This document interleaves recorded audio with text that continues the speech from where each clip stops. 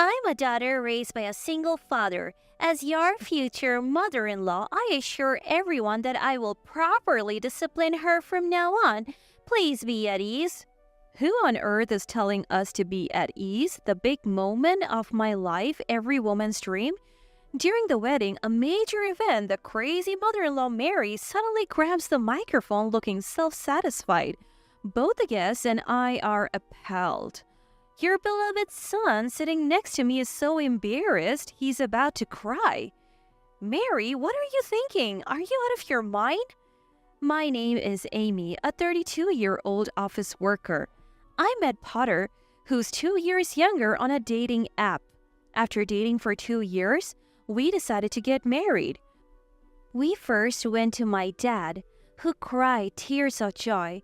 I naively thought Potter's parents would react the same, but that expectation was quickly dashed. No way, I don't approve. Someone you met through such an obscure method and moreover from a single parent?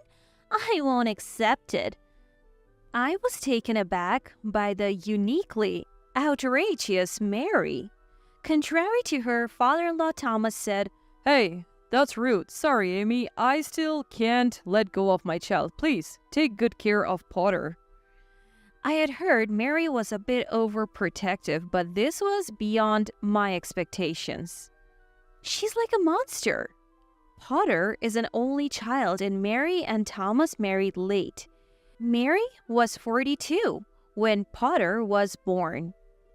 Nowadays, meeting through a dating app is not unusual, but it seems they have a strong impression that no good people come from online meetings.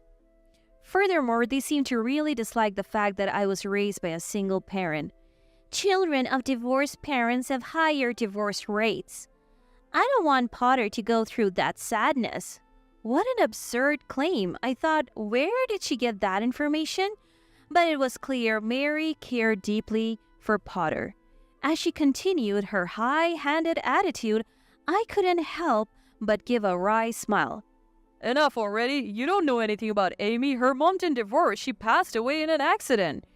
Reacting to Peter's words, Mary said, "Oh, is that so? But still."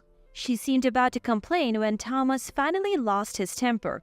Potter is already 30 years old. Isn't it time you let go? Mary didn't seem fully convinced, but somehow we managed to get their blessings for our marriage. That's when my days of hell began. After the family meeting, I moved in with Potter. Mary's demeaning attitude was overwhelming even during that meeting. My parents, unlike Mary and Thomas, married early. I was born when Dad was just 20. Mary seemed bothered by this too. "Leonard, having Amy at 20, you must have been quite the character in your youth," she said. Thomas, exasperated by her words, said, "What an impolite thing to say. Leonard, I apologize for Mary. We are relieved and happy that someone as responsible and lovely as Amy has chosen Potter." And he said something that made me happy.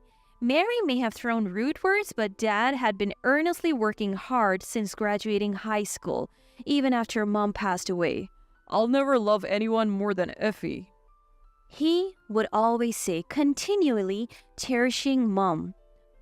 I felt nothing but disgust for Mary, who judged Dad solely based on his age and appearance.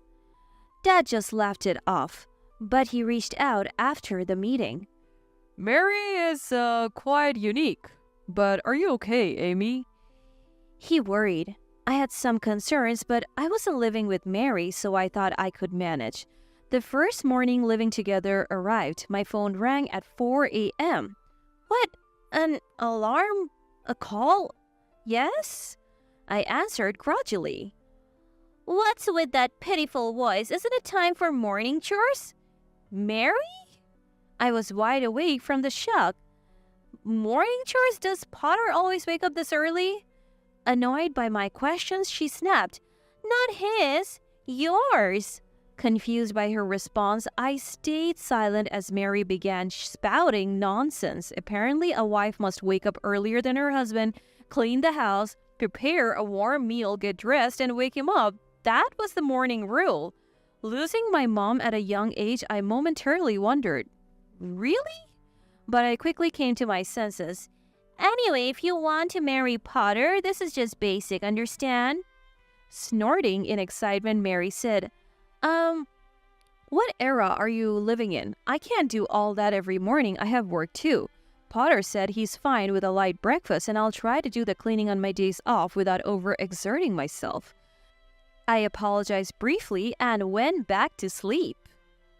I felt a bit rude, but Mary calling early in the morning with her bizarre rules was pretty rude too, so I figured we were even as I drifted back to sleep. Unsurprisingly, I overslept because of the weird wake-up call. That's what I've been saying, I'm fine, just stop it already.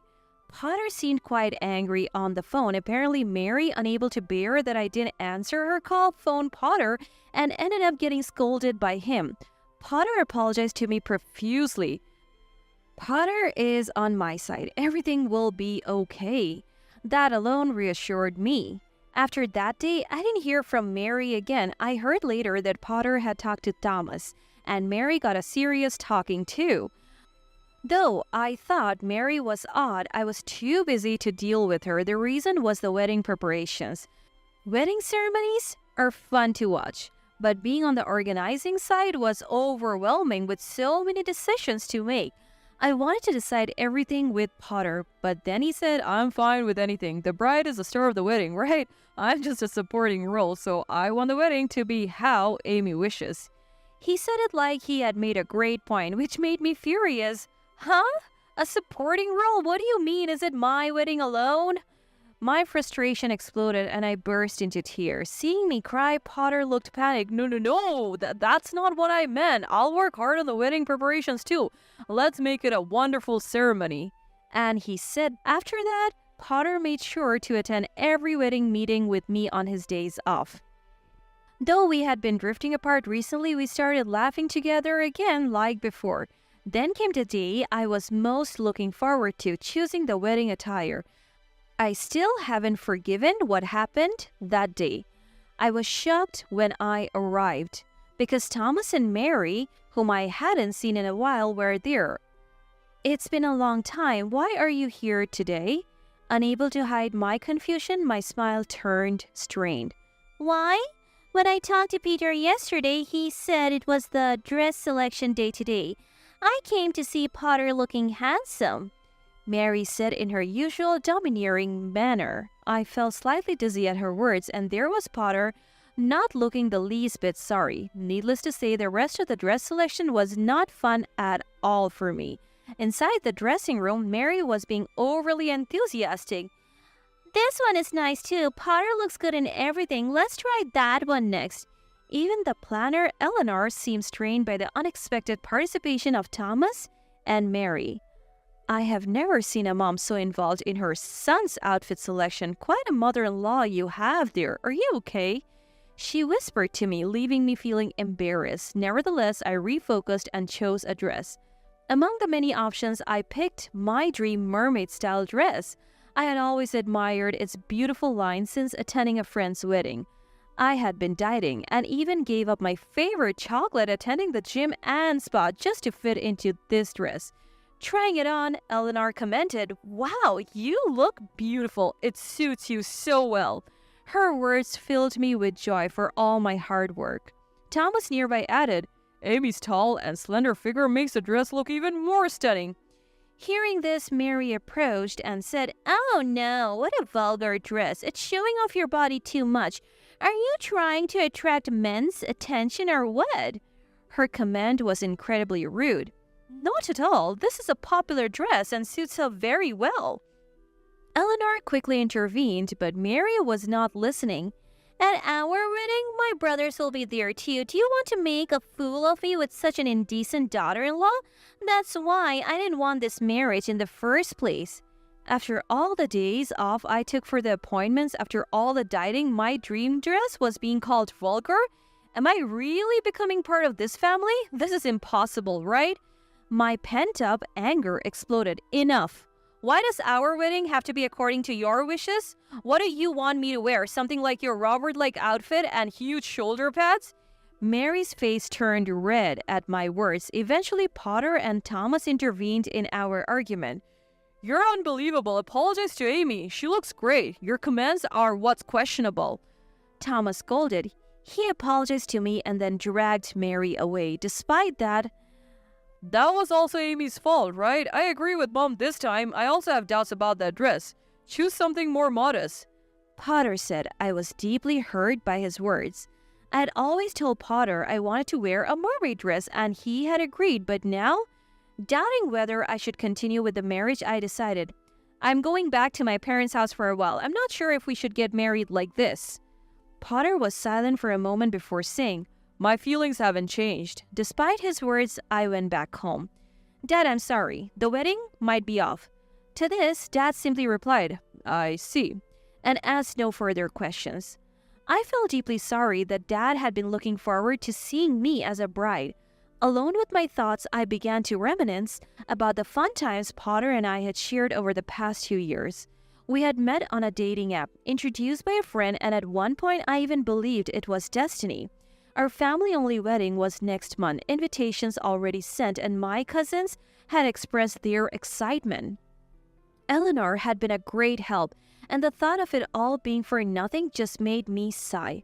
A few days later, after work, Potter asked me to meet him at a cafe. To my surprise, Thomas and Mary were there, and urged by Thomas, Mary apologized to me. I was wrong last time. Thomas scolded me. I let my anger get the best of me. Mary seemed genuinely downcast. I have had time to think alone, and I still want to marry Amy. I'll make her happy. I watched the in-laws apologizing before responding. Understood, I answered with just that. I wanted to stay at my parents' home until the wedding, a wish Potter readily accepted. On the wedding day, a day I will never forget, Mary was in high spirits in the dressing room. What a lovely dress. It's more elegant than the previous one. I was right in my choice, she remarked. I had given up on the mermaid dress for one chosen by Mary. Not at all to my taste. Eleanor repeatedly asked, the previous dress suited you so well?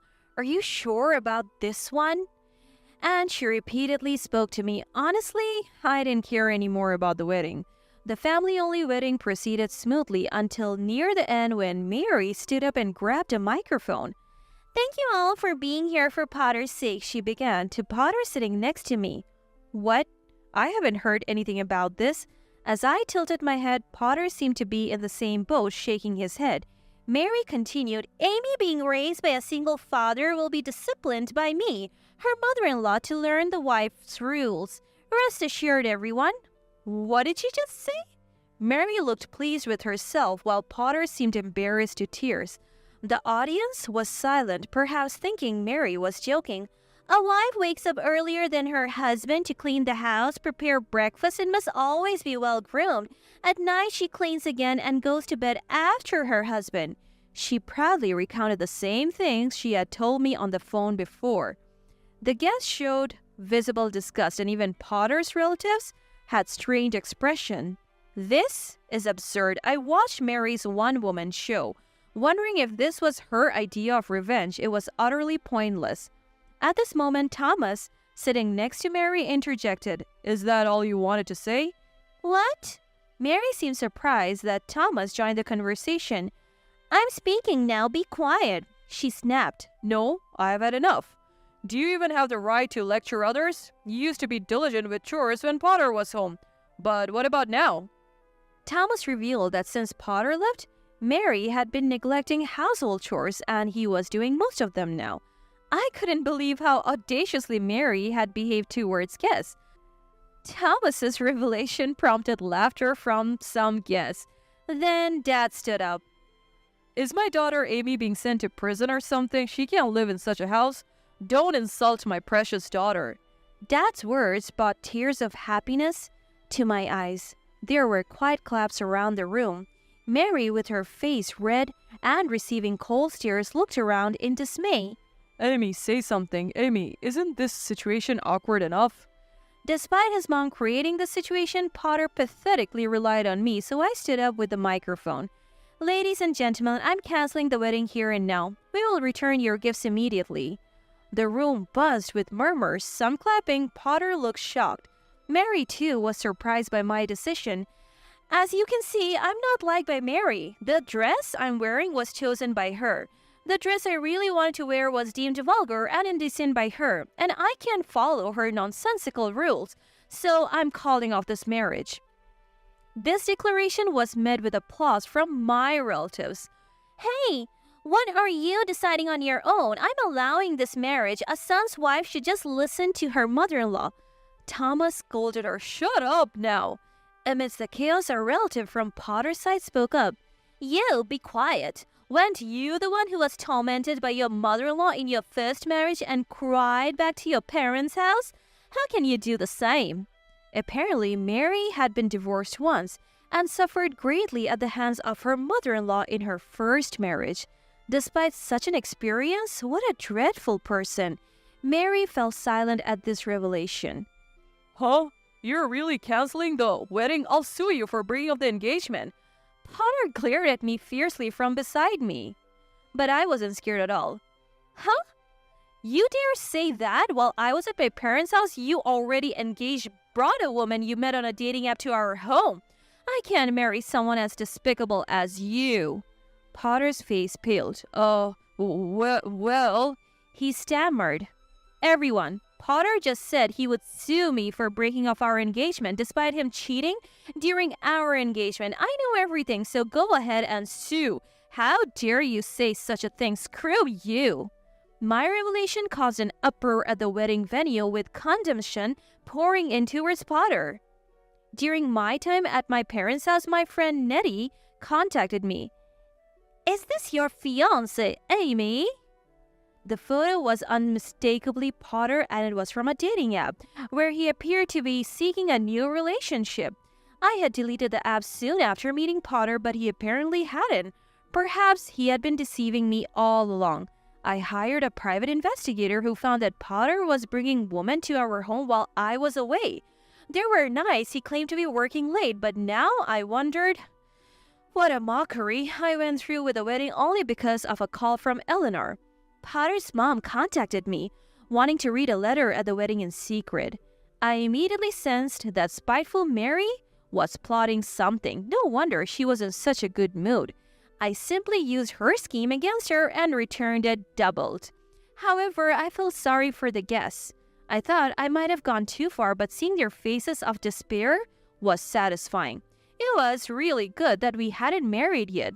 The guests were outraged, calling Potter the worst and unbelievable. My relatives, you better off not being part of that family, they said. Potter's relatives were in turmoil, thinking it served them right. Then Mary's brother John approached me. I braced for a scolding, but instead, I'm truly sorry for my foolish family. We will take responsibility. He apologized. Afterwards, Potter and Mary received a scolding from Thomas and other relatives. Potter paid for the entire cost of the wedding. Even though it was a small ceremony, the amount was significant. Despite being engaged, I demanded compensation from Potter for his infidelity. He audaciously protested this, but after being reprimanded by Thomas and other relatives, he reluctantly ended up paying. While Potter and Mary were the worst, the rest of their family were good people, and I was grateful. Potter had to beg his parents for money as his savings weren't enough. Thomas, exploding with long-held anger, said, I don't care, sort it out yourselves, and left a divorce paper before leaving the house. Thomas later contacted Dad and me to apologize. He is now enjoying peaceful retirement out of state. Potter's situation worsened when one of his flings turned out to be a married woman, creating trouble at his workplace and resulting in his dismissal. He's now struggling to find work and depends on Mary's pension for a modest living. It's nothing but poetic justice. He reaped what he sowed. Years later, a friend introduced me to someone and I remarried. I finally wore my dream mermaid dress at my second wedding. When moving out of state for my husband's job made me sad, Dad said, Amy, make sure you're happy this time. I assured him with a smile, of course. Sarah is my name. Tom, my husband, and I have been married for 2 years. I had hoped to start a family by now, but we have yet to be blessed with children. I enjoy my job and it gives me a sense of purpose in life, though, so I'm not in a hurry to have children, but it's different for Tom. Tom recently expressed his disappointment at me in not yet having children. How soon will you be expecting a child? Please, for God's sake, hurry up. My mother is excited about it. I went to the hospital, but nothing was wrong with me. If you insist, let's have you checked out as well. You're implying that I'm the reason you can't have children? It can't be my fault. How do you know? There are a lot of families whose men are the cause. There's no way I'm the reason for this problem. Don't bring it up again. Then, since neither of us is infertile, consider it a gift and let's take our time and wait a little longer. Why are you being so easy on yourself? My mother needs to see her grandchild as soon as possible. Tom is pressured by his mother every time he sees her. Is my grandchild here yet? He is still refusing to go to the hospital to be examined, which is causing problems. And for some reason, he's convinced he's not infertile. I was so concerned, I went for another checkup, but there was nothing specific that needed to be treated. Tom didn't seem to understand that we only have one chance to have a child each month, and kept asking me if we could have a child yet. I was tired of him asking me, "Are you ready for a baby yet?" Mom told me the same thing today. She said she wished she could see the face of her grandchildren as soon as possible. Again? Please hurry up. Mom is looking forward to it. There's no way to hurry up. Even when we're having a normal conversation, we always end up having the same conversation. And then we start fighting. We have had fewer and fewer conversations as a couple over time. Perhaps it was because we didn't talk much, but we had a lot of problems like this. Mom is on her way over. What? Right now? What does it matter? If she's coming, please let me know ahead of time so I can prepare. You're talking a lot. She has a message for you. Is it about kids again? This is enough for me. I don't mind. I'm not sure. That's what I'm told every time I see her. It's your fault we can't have children, so please, explain it to her. My mother-in-law entered the room as we were having this conversation. I'm sorry to have bothered you, and here you have it. My mother-in-law then came in and handed me something. What is this? You can see for yourself. They're a belly band and a lucky charm. What is the purpose of a belly band? It's critical to keep your stomach cool when trying to conceive, so make use of it. It's too hot to be wearing a fuzzy belly band in the summer. That's the wrong attitude to have. This room is too cold because of the air conditioning. It chills your stomach. Sorry. And how do you use this amulet? It's a lucky charm from a well-known temple for children. After praying there, I heard that a celebrity had a baby. It appeared to bring good luck, so I drove all the way there yesterday, despite the distance. You didn't have to go that far. Don't be so concerned. Just because you're so laid back. I'm looking forward to seeing my grandchildren. As I previously said, I went to the hospital and it was not me. I explained it again to my mother-in-law, but no matter how many times I told her, she didn't get the message. Tom was sitting a good distance away from us, pretending as if it was none of his business. Why don't you get pregnant then? I'm not sure why you're asking. Why don't you try another hospital for another checkup? Why not seek treatment at a more specialized hospital? I'll see what I can do to find you a better one. You don't have to do that. I'm positive it's not Tom, so I can only think it's because of you. Tom has not yet been examined. How are you so certain he is not infertile? Because Tom, who was supposedly not listening, abruptly cut the conversation short. Mom, don't say unnecessary things, he advised. Sorry. My mother-in-law abruptly stopped speaking after that. I'm sure a package will be delivered by courier tomorrow, so please receive it. I just wanted to get this to you today, so I'm leaving. My mother-in-law then left me with only a belly wrap and a charm to protect the child. The following day, when the package arrived, I laughed. Inside were all the good luck charms I needed to have a child. Your mother sent a package to me. What was inside? Pomegranates, herring, roe, and peaches. What made her send those? All three are considered lucky foods and are said to bring good fortune to have children. I see. Mom must be desperate to see her grandchildren. I understand her emotions, but it's a bit much. Why are you talking that way about Mom?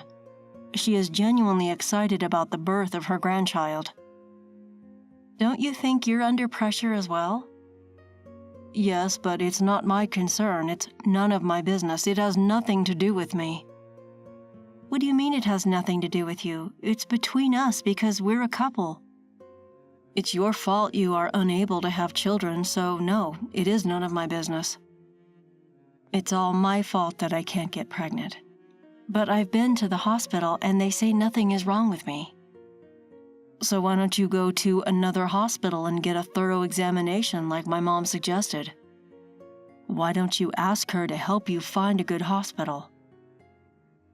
The hospital where I went was a well-known fertility clinic. Perhaps it's just well-known. It could be a charlatan. If you're going to say that, why don't we ask your mom to find one? Finally, you're willing to go through with it. Yes, if you will get checked out as well. Why should I go to the hospital? I couldn't figure out why Tom was so sure of himself. Then I was told something I didn't know before. I've never told you anything, but you've been suspecting me for a long time, and I'm tired of hiding it, so I will tell you. What is that? This is actually my second marriage. What? What exactly do you mean? I was so surprised that I sounded stupid in my reply. I divorced 2 years ago before I got married to you. How come you didn't tell me? Well, I got divorced because my partner cheated on me. She didn't ask for child support or anything, and so I didn't think it was necessary to tell you. Do you mean to imply that you have children? A son, yes. I've never seen him since he was born following the divorce. I'm confused. I can't follow what you said. That shows that I'm not incapable of having children. That's why you were so certain that you weren't? I'm offended that you believe it's because of me. But it's not impossible that you became infertile during the 2 years following your divorce. You still want to point the finger at others. You are the problem, so admit it and take action. I am not referring to admitting or not admitting. You're starting to irritate me. Thus, in my second year of marriage, I discovered for the first time that Tom was divorced and had a child. Even after hearing that story, I wasn't totally convinced that I was to blame for my inability to have children. I decided to learn more about Tom. I'll tell him I want a divorce after I finish my research. I couldn't stay with Tom any longer. I tried my hardest not to talk to Tom because he was always saying hurtful things to me. Of course, we would never have conjugal relations under such circumstances, so I could never get pregnant. My mother-in-law, who was unaware of the situation, continued to pressure me. Tom then approached me one day. He looked irritated. By now, I'm used to being treated with disdain. He opened his mouth. I am currently thinking about a divorce. I don't like spending time with you because we don't talk anymore and all we do is fight. And we can't have children no matter how long I wait. I was taken aback by his abrupt statement, but I responded calmly. What? That's fine. What? Tom was perplexed by my response for some reason. He must have expected me to say I don't want a divorce. Here are the divorce papers. I've already completed all of the required fields. What? Why is it already completed? I filled them out so that I could divorce you whenever I wanted. Do you want to get a divorce? Yes. I was only half kidding. I'm not looking for a joke. Do you really want a divorce? You said it yourself. I didn't expect it to end this way. Did you expect me to sob and say I didn't want a divorce? Yes. We don't talk much anymore, so I thought this would be a good time to talk things through and make amends. So why didn't you just say that from the beginning?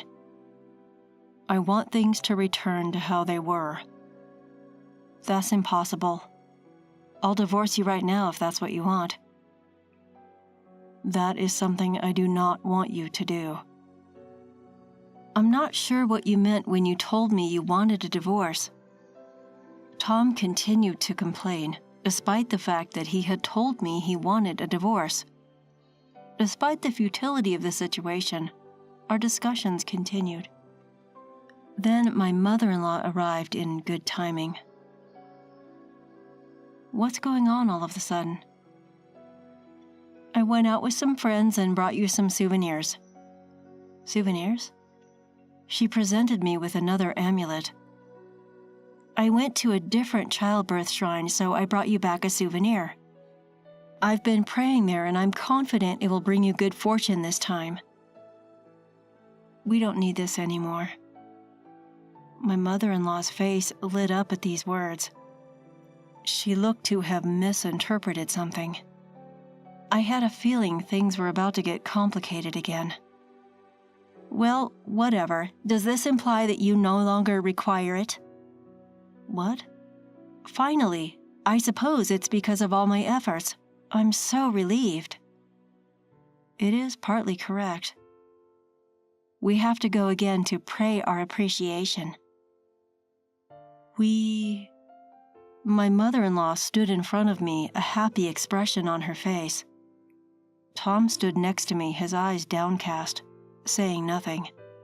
I was anticipating how dissatisfied my mother-in-law would be with my next words. What exactly is it? Don't be so bold as to tell me what I think you're going to say. We've decided to divorce. What? Divorce? Yes. I assumed you were expecting a child.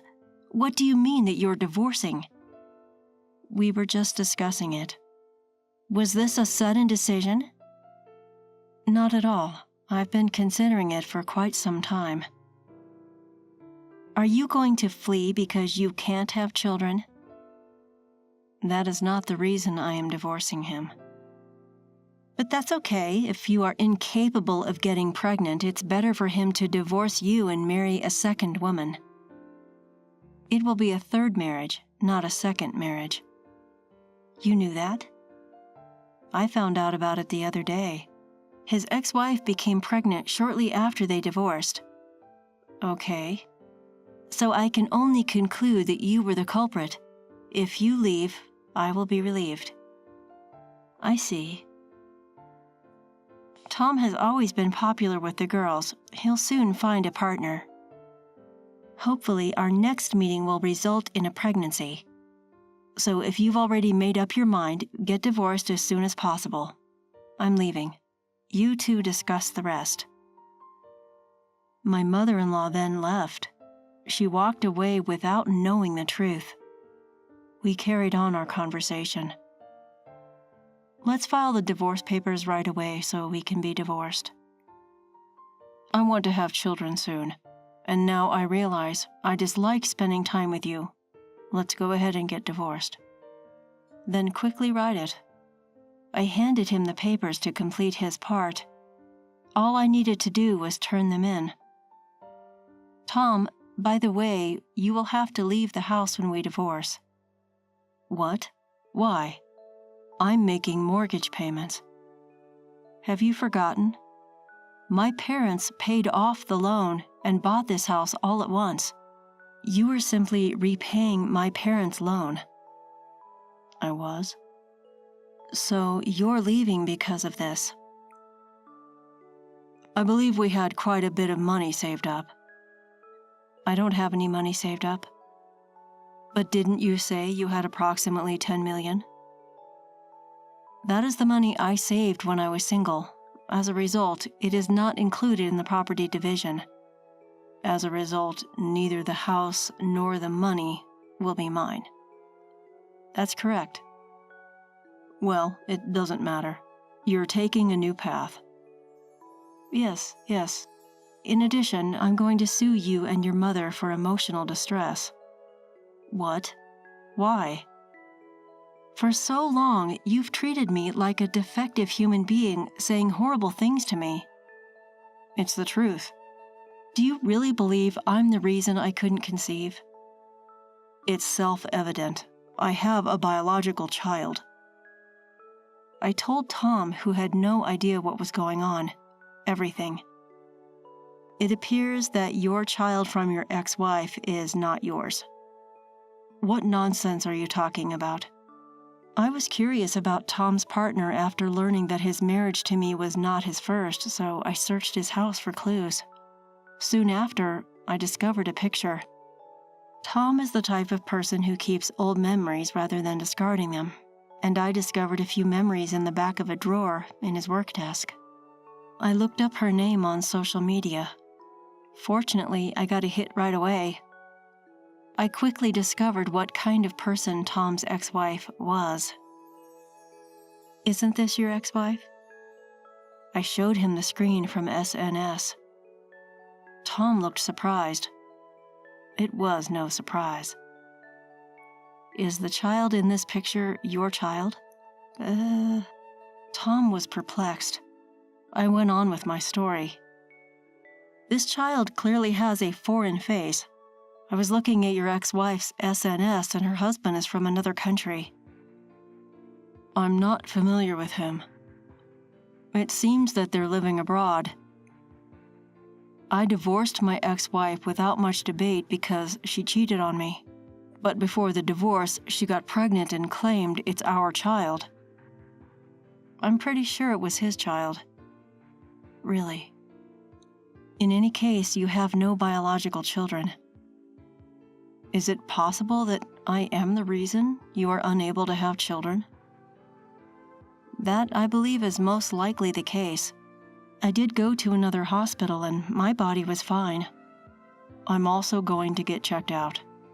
Will you drop the divorce and go through treatment with me if I'm the reason you haven't been able to conceive? Why would I do that? I've already completed the divorce paperwork. I'll simply file them tomorrow. Don't say that.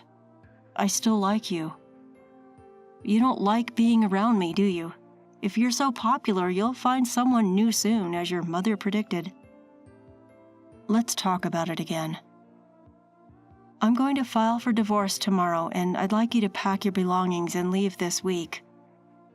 Oh, no. Didn't you say you wanted a divorce? I'll consult with my attorney about alimony. You'll have a message later. I filed for divorce the next day. We had become strangers. Tom packed his belongings and reluctantly left the house to his parents' place. Tom seems not to have informed his mother that he may have been the reason he is unable to have children. His mother has been nagging him to remarry as soon as possible after the divorce because she wants to see her grandchildren. If he does marry again, I pity his next wife. His mother will undoubtedly put a lot of pressure on that next person for not being able to have children. Since my divorce, I've been working harder than ever at the job I like. I sold the house I shared with Tom. Fortunately, I was able to sell it for a high price, so I repaid my parents the money I had set aside, as well as the alimony I received from Tom and his mother. I'm living in an apartment. I am dating my coworker, who was originally a good friend of mine at work and was listening to me talk about my divorce. And now we're living together in an apartment. If I could marry this man, I hope that we would be blessed with children, and that I'll be happy next time.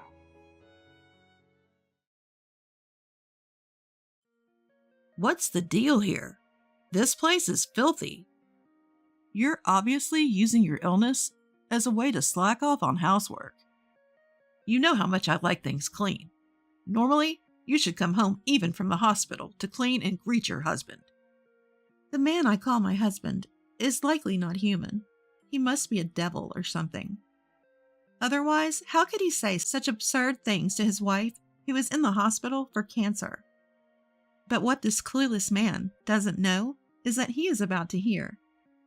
I'm sorry, but your wife just passed away. These words are merely the prologue to the hell that awaits him. A message from the doctor. My name is Bella, a 32-year-old office worker. I've been married to my husband Ronald for almost 2 years, introduced by a mutual friend. I wish I could say we have a smooth marital life, but that's far from true. Work is fulfilling, and I'm genuinely happy when my efforts are recognized. The job is going well, but these issues within the household? When I came home tired from work, Ronald, who gets home before me, is the one to greet me. As I change into loungewear, I ask, "Is a ready-made dinner okay?" Ronald sighs. Oh, you're cutting corners just because you work. Look at this. He shows me a picture of a lavish dinner spread. By the way, he's shown it to me countless times before. This all began when Ronald attended his high school reunion about a year ago. He changed little by little after coming back, influenced by something. He showed me a picture of trendy rooms saying, "I want to unify the furniture color and make the room look like this." Apparently, he went to a friend's lavish high-rise apartment after the reunion and started envying his friend's lifeless, chic room. However, that friend is a young and successful businessman. We don't make enough to maintain a lifestyle on par with his.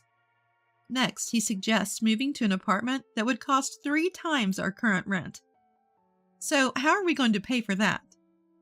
Ronald replies to my incredulous face, "You're good at budgeting, Bella. We're both working, so we'll figure it out, right?" I finally lost it with my husband, who just chuckled dismissively. Listen, enough is enough. I don't know if you're aiming for a luxurious lifestyle or what, but have you ever heard of living within your means? You talk about managing the household budget, but what about the money for the beer you're drinking right now? From now on, pay for it from your own pocket money. I glared at him sternly. He seemed frightened and sad. Wow, calm down. I was just making a light comment. It's a buzzkill when you can't even take a joke. He muttered under his breath, but I knew he was absolutely serious. Our fights increased, and I started experiencing stomach pain more frequently. At first, I thought it was just stress, but then something alarming happened to my body. Unexplained bleeding that wouldn't stop. I went to a nearby hospital and was diagnosed with uterine cancer. I shivered involuntarily, even though it wasn't cold. The doctor then asked me, "Do you plan on having children in the future?" I was in such a bad condition that preserving my uterus was unlikely. Removal was the best option. I'll discuss it with my husband. I couldn't stop the tears as I drove home. Losing my uterus meant I could never have children again. How will Ronald react? He loves kids. What if he leaves me? When I got home, my husband and I had a long, heartfelt discussion about the diagnosis, treatment, and how he felt about it all. He was deeply shocked, but we made a decision. I took a leave of absence from work and began my treatment. Ultimately, we chose to proceed with a hysterectomy followed by chemotherapy. On the day of the surgery, my husband took time off work to accompany me to the hospital. Even though I wouldn't be home for a while, he seemed oddly cheerful, which struck me as strange. After enduring an 8-hour major surgery, I lost my uterus. The doctor explained that I was at the lowest stage of the disease. During my hospital stay, co-workers and friends came to visit. When a friend with a child came, my heart ached with guilt. Walt and Amelia, my father-in-law and mother-in-law, who lived nearby, also visited. Amelia followed her words of sympathy with, "We understand it's hard for you, Bella, but going forward, please manage the household and finances well." Walt immediately intervened. "Not now, Amelia. Bella, don't worry about it." I didn't understand their intentions at the time. As for my husband, Ronald, every time he came to visit, he was oddly upbeat. "You're going to be surprised when you get out, Bella. Just look forward to it." I had thought there might be a surprise awaiting for me based on what my husband said. But honestly, I was just happy that he visited me in the hospital. After a while, I got a temporary discharge from the hospital. I was thrilled to return home after so long, but I realized I would have to be readmitted soon for chemotherapy. My husband picked me up and said, "Don't be shocked when you see the house, okay?"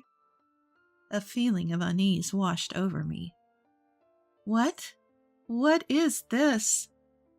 The moment I walked in, I was stunned. Our home had undergone a complete transformation.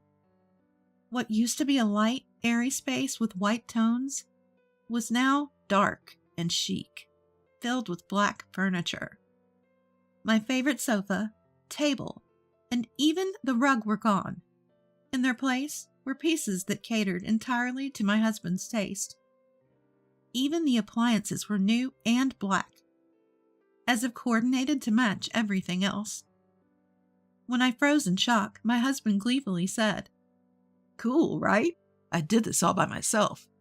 Oh, we can exchange the wallpaper back when we leave, so that'll be an extra expense." I felt like collapsing. I suddenly remembered something and rushed to the bathroom. I rushed to our bedroom, only to find it completely altered too. "Where is my dresser?" Caught off guard, my husband stumbled for words. Sorry, I got carried away and, threw it away." I exploded in anger. "Threw it away? Are you kidding me? I've told you how important that dresser is to me, Ronald. Bring it back right now." Every shout intensified the pain from my surgeries. Ronald paused before blurting out, "Well, what's thrown away is thrown away. Deal with it. So annoying." Then he stormed out. Alone, in this unfamiliar space, I sank to the floor. I couldn't hold back the tears. That dresser was a cherished gift from my mom when I first moved out for my job. My parents divorced when I was in elementary school, and I'd lived with my mom ever since. She passed away in a car accident not long after I got married. That dresser was irreplaceable to me, and I had told Ronald many times. Whether he understood or simply forgot, the fact remained that I had lost something dear to me. Between my hospital stays, life became a living nightmare. I had been looking forward to coming home, but my husband continued to be in a bad mood. He barely spoke to me, and when he did, he'd say, "You're home all day. At least do some housework. Look at this dust. Are you really okay with this? It's embarrassing for a woman." "I can't. I'm in a recovery phase and need to rest," I responded. "How about you do some things for yourself for once? You only clean what's visible, Ronald. You could at least clean the drain or the toilet sometimes." From the next day, my husband started to be passive-aggressive. He would deliberately avoid washing my clothes. And when he bought food, he'd eat it in front of me, flaunting it. Tired of his childish behavior, I relied on friends for groceries. On the day of my readmission, my husband didn't accompany me. I went to the hospital alone. The chemotherapy was more grueling than I had imagined. The nausea was one thing, but seeing my carefully maintained hair fall out was deeply unsettling. And my husband? Shortly after my admission, he left for an extended business trip. I thought he might call to check on me, but he never did. One day, my mobile phone started ringing repeatedly. By this point, I had no energy to talk to my husband. Just as I was hesitating to pick up, he called the hospital. Switching the call to speaker, I heard him yell, "What the hell is this? The house is a mess. You're obviously just using your illness as an excuse to avoid housework. I like a clean house. You should be welcoming me home by cleaning." Even the nurse who handed me the phone looked distressed. To my surprise, it wasn't me who responded to my husband's ridiculous words. "Unfortunately, your wife has just..." "What?" "She just finished her discharge briefing and is about to handle some paperwork. Could you please not disrupt her with your nonsense?" My husband's flustered voice came through the phone. "If you'd been listening, who do you think you are? You could just clean yourself. I've been a doctor for many years, and I've never met someone as unreasonable as you. You're annoying." The attending doctor promptly hung up. The doctor quickly composed himself. "I apologize for my outburst. I have a daughter, and I got emotional." "Don't worry about it. Thank you, doctor. I plan on divorcing him anyway, so it's no big deal." Upon hearing my response, the doctor smiled, clearly relieved. "Well, that's good to hear." After getting discharged from the hospital, I headed straight to a particular place. Not long after, my husband Ronald burst into the room. His face flushed. "Bella, why are you here?" Seeing me, he didn't offer a word of concern. He just stood there frozen. "It's Bella's discharge day, so we came to pick her up. Now sit down, Ronald." Amelia, sitting beside me, said coldly. It looked like Ronald was hiding something. He blinked rapidly, visibly shaken. "Don't you think you owe Bella and us an apology?" Amelia said, but Ronald remained silent. "Ronald, you asked us for financial help, claiming that Bella was overspending. Isn't that all a lie?" Walt's furious voice echoed throughout the room. Ronald had been lying, and it was a pretty nasty lie at that. During my second hospital stay, Walt and Amelia had told me something. "Bella, we know it's not the best time, but we're not exactly flush with cash either. We hope this will be the last time we have to lend you money," Amelia said with a concerned expression. What are you talking about?" We looked at each other and realized for the first time that Ronald had been lying outrageously. It turned out Ronald had been getting financial help from Walt and Amelia, claiming that my overspending was straining our budget. Feeling emboldened, he'd approached them for money several times. "If it's hard for you to say, I can talk to Bella about it," Amelia had offered, but Ronald had flatly refused. Naturally, his story was pure fabrication. Even Walt and Amelia had grown suspicious of Ronald, who kept asking for money while I was hospitalized. Then he apparently pleaded for help again, claiming my hospital bills were astronomical.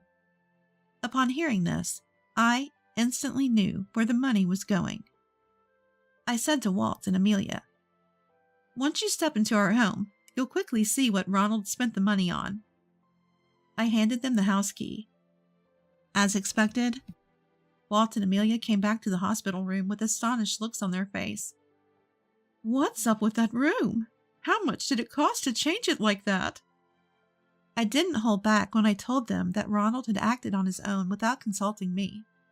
I explained about the terrible treatment I received during my temporary discharge from the hospital, and said I had no intention of continuing our married life, and was planning to divorce him.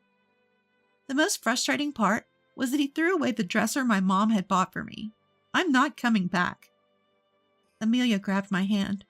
Her eyes filled with tears. "The dresser? He threw away the dresser from your mom? Ronald will pay for this." Amelia became very emotional. In fact, Amelia and I had an awkward start.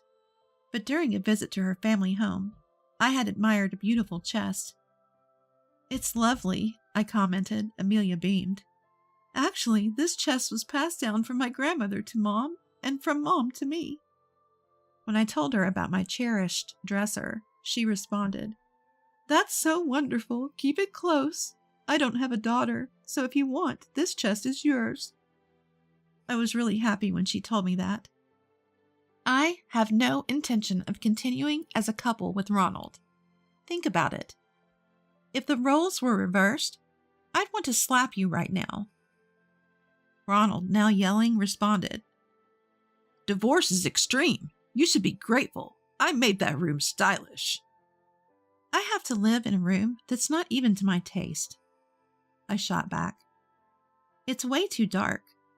Do you realize how depressing that is? Also, didn't you plan to use our joint savings for it? But couldn't because it's in my name. So you had to borrow from your parents? It seemed that I was right. Ronald's face turned bright red, and he was speechless. We had a dual income arrangement. Living expenses went into an account in Ronald's name, while savings went into an account in my name. The primary purpose of those savings was for when we had a child. It seemed like when I got cancer, Ronald thought, "We can't have kids anyway. Might as well use that money for whatever I want." I was heartbroken by the situation. Can't you see how much I've cherished Bella? How can you even talk about divorce? This is unfair. I looked at my sobbing husband with cold eyes. That's when Amelia, who was sitting next to me, chimed in. Someone who really cares wouldn't say such awful things. It's no big deal if the house gets dusty when no one's there. Walt and I were right there when you made that ridiculous call to the hospital. We were so disappointed we could cry. Walt's face was flushed red, staring down at my husband. It was a relief to have reasonable people on my side. I finished my treatments, but that doesn't mean I won't relapse. Ronald, you don't even seem to care about my well-being, let alone my hair loss and frail body. All you care about is saving your own skin. That's why this isn't working. I've supported you, Ronald, but who's going to support me? My husband lowered his gaze and said nothing more. After that, we finalized our divorce. Thanks to Walt and Amelia's intervention, Ronald wasn't pleased, but the division of assets went largely in my favor. Reluctantly, Ronald repaid the money he had borrowed from Waltz and Amelia. I was shocked to learn it was a whopping $10,000.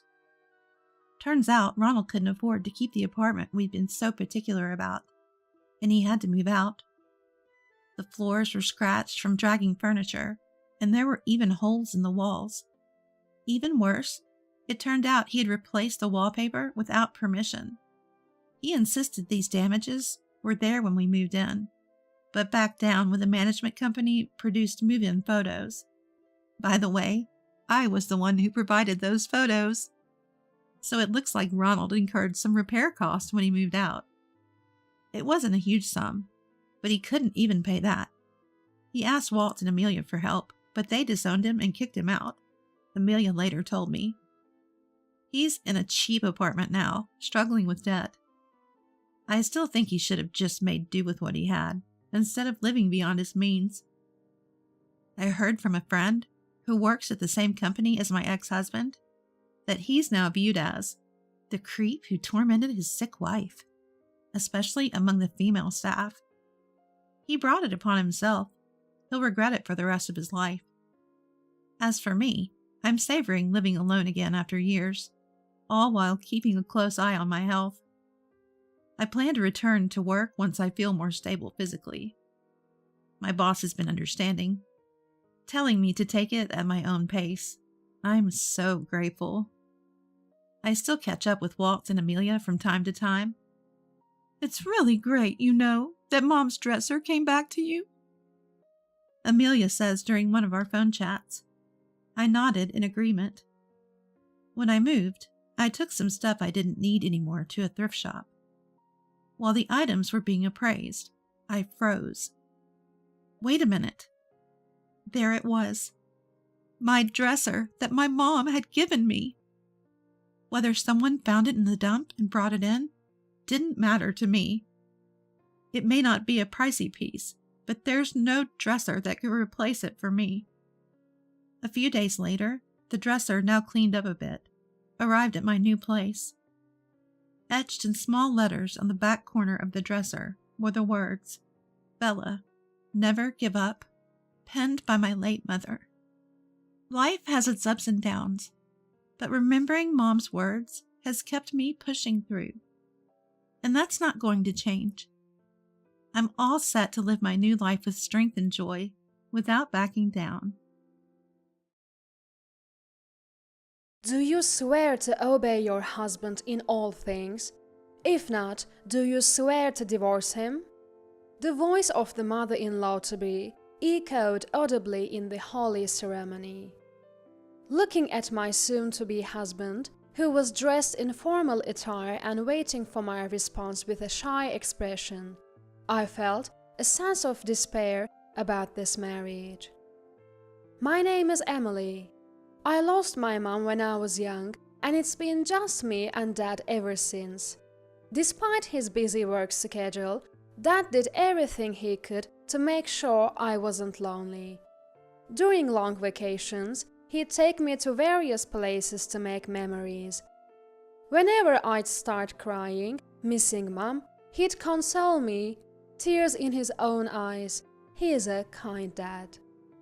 Dad was not good at cooking, and especially right after Mom passed, he'd often mess up meals and apologize to me. Wanting to support him, I started practicing cooking. At first, Dad watched me nervously as I handled fire, but it seems like my late mom's chef genes ran strongly in me, and I soon got good at it. Seeing my culinary skills, Dad happily handed the kitchen duties over to me. I started cooking for a likely exhausted Dad, which led me to develop an interest in baking. Now, as an adult, I work as a pastry chef. The job demands early mornings and late nights, but it's fulfilling. I met Raymond through my work. He's a delivery guy who brings supplies to my shop. At first, I didn't think much of him, but one day he secretly slipped me his contact info. His bashful yet hopeful expression when he did that made my heart skip a beat. As we started communicating, we went out to various places. Raymond, sweating profusely, nervously proposed, "Will you marry me?" We became engaged. Raymond is indecisive. Even when buying a single piece of clothing, he'd say, "I can't decide which one's better," furrowing his brows. I actually like that about him. Some friends thought it was pitiable when hearing stories about Raymond, but to me, his constant disheveled state was endearing. However, after meeting Raymond's mother, I started to feel uneasy. Raymond was raised by a single parent. His folks divorced when he was young. He described his mom as a kind woman, but when we visited before the marriage, I didn't get that impression at all. "So, you are the beauty Raymond's bringing home?" Well, it would be rude to say more." The first words from her were an insult. Raymond, probably tense at the meeting of his mother and girlfriend, didn't defend me. I didn't expect much from him, but the sudden insult from the mother-in-law-to-be was a bit of a shock. When she found out I was a pastry chef, she looked disgusted. Apparently, she'd seen a TV show featuring the busy life of a pastry chef. "Can you take care of kids when they arrive, considering your job? Even taking care of Raymond is questionable. You'll be his wife. You'll have to dedicate yourself to him. Naturally, you'll quit your job once you're married, right? Raymond lives alone and can handle household chores just fine. He keeps his place neat for a guy, so I don't need to quit my job just to take care of him. When we have kids, I plan on taking maternity leave and parental leave, but I'm not giving up my career as a pastry chef." When I told this to my future mother-in-law, she turned bright red. "You can't do that. You should quit your job and become a full-time housewife. The role of a wife is to maintain the home. Times have changed. If we have kids, I want them to see a mother who's passionate about her career." "My word!" My rebuttal ignited her rage, and we were practically at each other's throats. Raymond was visibly stressed out in between us, and in the end, when I left his family home, he offered to walk me out. We were silent on the way to the station. I like Raymond, but I had no confidence that I could get along with that mother-in-law. I was starting to think this marriage wouldn't work. Then Raymond spoke in a subdued voice. "I'm sorry, my mom's a single mom and she's always been on edge, just trying to protect me. She's stubborn but kind. I'll make sure to tell her about your good qualities." I had been about to say that the marriage was off, but his words silenced me. I remember how hard my own dad had worked as a single parent, and thought maybe she was acting that way because she truly cares for Raymond. "Don't worry about it. I'm sorry for fighting with your mom. Next time we meet, I'll try to get along with her." Raymond nodded happily at my words, and we said our goodbyes. We had planned to meet each other's parents on our next date. Raymond said he was nervous, but having met his mom once, I felt prepared. I doubted anything worse could happen when meeting parents. I patted Raymond's shoulder to encourage him, and we waved goodbye. On the train home, I pondered whether I could get ever along with his mom. Raymond had spoken up for me, so I believed he would defend me next time too. However, that next chance didn't come until our wedding day. Even when we wanted to meet our parents, his mom kept saying she was too busy. My dad was concerned, but what could we do? Even on our wedding day, his mom didn't attend. Raymond kept apologizing. "I'm sorry, my mom's been really busy lately," and even bowed to my dad. I wasn't bothered by her absence since we didn't get along to begin with. I told Raymond I didn't want much to do with her even after the marriage. Raymond said, "If we can keep our wedding vows, then that's fine by me." Little did I know, this would be the beginning of a surprise on our wedding day. On the day of the wedding, Dad was crying when he saw me in my wedding dress. I couldn't help but laugh at the sight of Dad tearing up even before walking me down the aisle. "You better be happy, you hear me?" Through his tears, Dad said this, and I smiled and nodded. Raymond, who had been told to take care of Emily, was also grinning shyly. That's where my sense of bliss ended. I was standing with Dad in front of the chapel doors, nerves running high. Music began to play, and the double doors swung open. Before me lay the aisle, and at the end of it stood Raymond and, oddly enough, his mother. With arms linked, they both grinned, waiting for Dad and me to walk down the aisle. Dad whispered, "Who's that?" in a confused voice, to which I frantically replied, "That's Raymond's mom." The event staff seemed flustered too, but Dad and I began our walk down the aisle. Raymond was supposed to meet me halfway, but instead he stood with his mother at the altar. So Dad and I just stood there, dumbfounded in the middle of the aisle. "Before everyone makes their vows, Emily must first vow to me," Mother-in-law announced, unfolding a piece of paper she had in her hand. Glancing at Raymond to see if this was some surprise, he was just smiling at his mother. "Will you vow to obey your husband unconditionally? If you can't, you must vow to divorce." The room stirred at mother-in-law's proclamation. Even the pastor and the staff seemed taken aback, and some were trying to stop her, but mother-in-law didn't care. That's when it hit me, something Raymond had said before. When I told him that it would be difficult to get along with his non-attending mother in the future, he had said, "If you can keep your vows at the wedding, that's fine by me." I had thought it was unusually romantic for Raymond, but that wasn't the case. He meant that it was fine if I could keep a vow to mother-in-law during the wedding. What will it be? Will you vow? Mother-in-law was grinning down at me, and inside I thought, no, I can't. I can't be related to someone like this, and I certainly can't obey Raymond unconditionally. Next to me, Dad softly muttered, "Should we go?"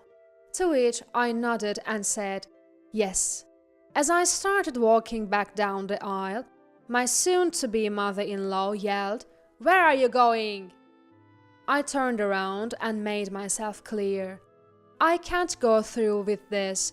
I can't become family with people who act so ridiculously. Fuming, my mother-in-law yelled back. Raymond stood there dumbfounded, while Dad and I retreated to the waiting room. The staff was scrambling. I apologized to them over and over as I changed out my wedding dress into casual clothes. I heard that Raymond and his mother were in another room talking to the staff, so I went to the reception area, apologized to the guests who had come, and said I'd be returning their gifts before leaving the venue.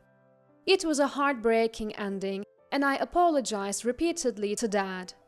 He comforted me, saying, "It's better to know what kind of man he is before marrying him." I couldn't help but cry like a child at my father's words. I didn't get to check my phone until the next day. I had received a slew of encouraging messages from friends who had been guests, along with multiple calls from Raymond. When I called him back, his mother picked up the phone, furious for some reason, yelling, "You're late in calling!" "Why are you answering? I wanted to speak with Raymond." "Raymond is inconsolable because you ruined the wedding. We were preparing a wonderful surprise, and now you will pay damages. Be prepared." Turns out, Raymond was apparently fired from his job. He had been working for a small delivery company. The owner was outraged by his outrageous behavior at the wedding and had declared him fired. Raymond was also being criticized by both my friends and his, sinking into depression. His mother blamed it all on me, saying I had ruined the wedding. I was more astonished than angry. It was the first time I had felt such a deep, cold rage. I waited for her to catch her breath and started talking. "I'll be the one asking for a compensation. You ruined my wedding. Cover all the expenses for the venue, and needless to say, I won't be marrying Raymond. Please convey that to him." "You can't be serious. You expect him to pay while he's this upset? You are unbelievable." "The only one who's unbelievable here is you, don't you think? From what I've heard, your divorce happened for a rather selfish reason, too." "What?" "You cheated on your spouse, tried to marry your affair partner, who then ditched you, and you only want custody of Raymond because you're his mother." Raymond and I had met his father on a date after we had said hello to mother-in-law. His father, who had continued to pay child support until Raymond was an adult, revealed the reason for the divorce while drunk. "Be careful, she's a selfish person. Raymond, make sure you protect Emily," his father had told us. But those words never resonated with Raymond. "You think saying sorry will fix this? We're not getting married anymore, and you're paying for the venue and the damages. What made you think I'd be happy with that kind of surprise?" At this point, I was seriously concerned that mother-in-law was going to burst a blood vessel. Just then, Raymond's voice came on, taking over the call. "I'm so sorry. I'm really sorry, Emily," Raymond pleaded in a desperate tone. "You think saying sorry makes it okay? Forget the wedding, but you're paying for the cancellation and venue fees. What made you think I'd be pleased with a surprise like that?" I was on the fence, but my mom said it was a test for the woman who's going to be my wife. typical Raymond, can't make a decision on his own. My fondness for his feeble yet endearing traits was gone. I was furious with Raymond for not considering my feelings, for not having an opinion on his own. I don't want to hear your voice anymore. I'll consult a lawyer from now on. So, don't show your face to me ever again. I hung up on Raymond, who was still apologizing, and immediately consulted a lawyer that my dad knows. The lawyer was furious when he found out how badly I'd been betrayed. "Let's go all out," he said, and I found that reassuring. As I demanded, Raymond agreed to pay for the damages and the venue costs. The lawyer also filed a claim against Raymond's mom. Raymond and his mom struggled to find a lawyer on their side, and it looked like they had to accept all our demands. I received compensation from both Raymond and his mom and moved out with my dad. It was the lawyer's advice to avoid any potential nuisance. After the move, Dad and I lived peacefully. Raymond couldn't contact me, as I'd blocked his number and SMS. I thought I'd never hear about Raymond and his mom again. However, a few years later, I ran into Raymond's dad at a shopping mall. As soon as he spotted me, he rushed over and sincerely apologized for his son's behavior. According to him, Raymond and his mom had been estranged since the settlement. Apparently, Raymond went on a rampage at his parents' house, blaming mother-in-law for ruining the wedding. Mother-in-law, for her part, argued that he had to pay the cancellation fees because Raymond brought someone like me into their lives. It turned into a full-blown, knockdown, drag-out fight, or so I heard. Both Raymond and mother-in-law got into such a heated argument that they needed stitches. They were so strapped for cash that they had to beg father-in-law for financial help. Unsurprisingly, father-in-law had no intention of bailing them out financially. Neither expected any financial aid from Raymond's dad, and they both lived hating each other.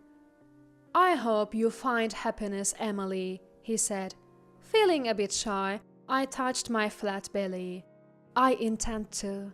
A guy friend from the cancelled wedding with Raymond had been incredibly supportive. We'd been friends since college, and he'd confessed that he'd liked me all along. Now, we're married.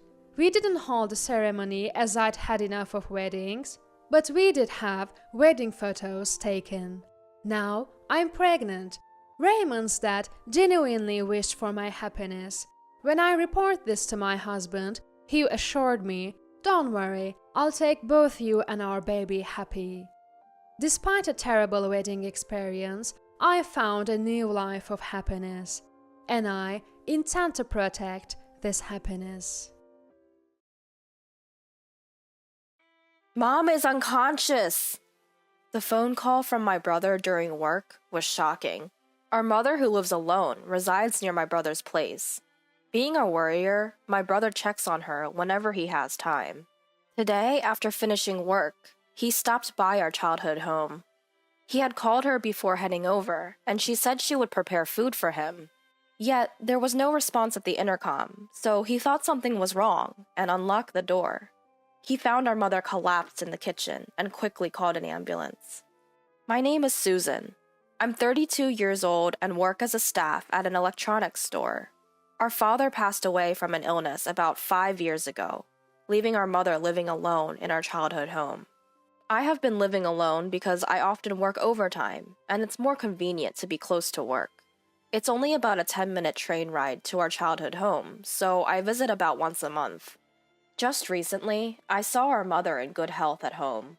Despite that, I rushed to the hospital after hearing she had suddenly been taken there by ambulance. At the hospital, I met up with my brother, and when we entered our mother's room, the doctor soon came in and told us she had passed away.